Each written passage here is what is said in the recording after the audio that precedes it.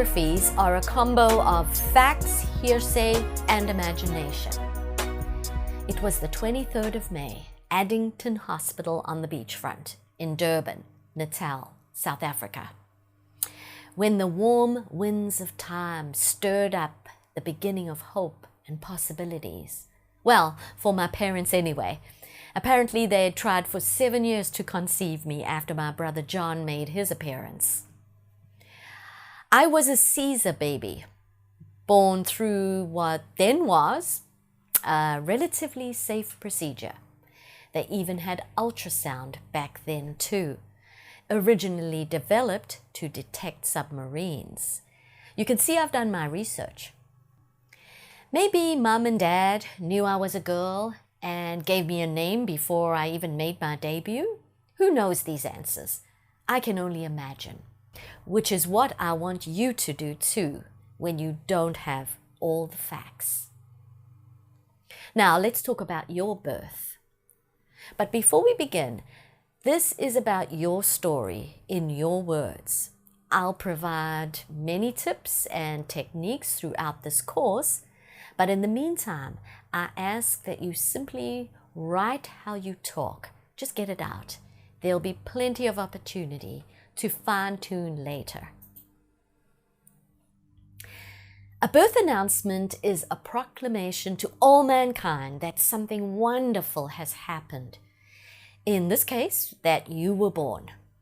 Don't sneak the event of your birth into your story, but instead fully illuminate your first breath. After all, in DNA terms, you had about 1 in a billion chances of existing, and you won.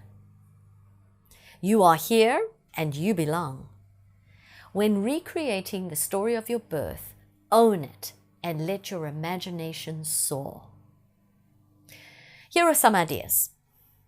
Write a headline, for example, "And it came to pass that a wonderful soul will be born."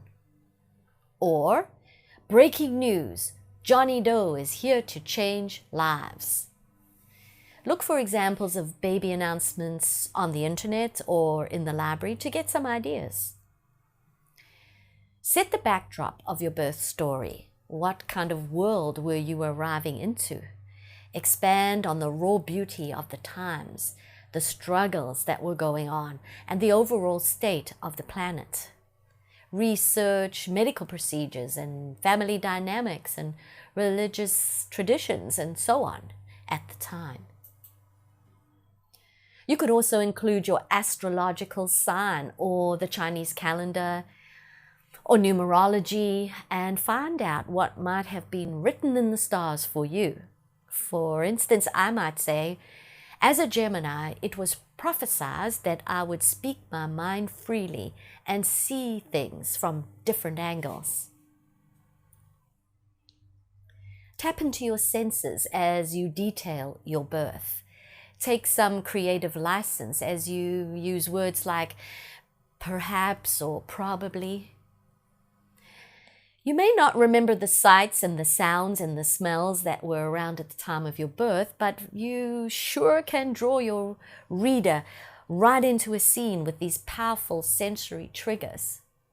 For instance, when talking about my birth, I might think about the sights, the pale blue metal beds, nurses in white button-down dresses, cardboard hats, and lace-up shoes, and everyone probably had a wristwatch on.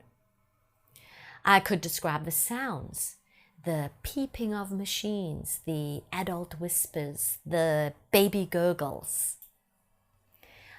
Or the smell. There might have been the strong stench of iodoform, that stinky hospital disinfectant. Or the fresh Johnson's baby powder smell in the nursery. Oh, there is a lot you can write about your birth, like what was the ripple effect you created when you launched into the world? What changed in your family, for example? Did your parents have to buy a new house or a new car? Or was there a new hierarchy now that your brother wasn't the baby of the family anymore? Think about how you affected everything around you.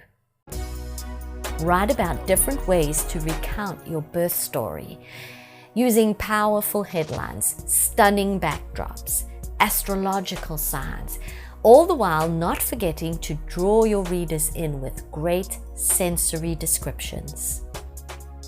In closing, be sure to announce your birth with gumption.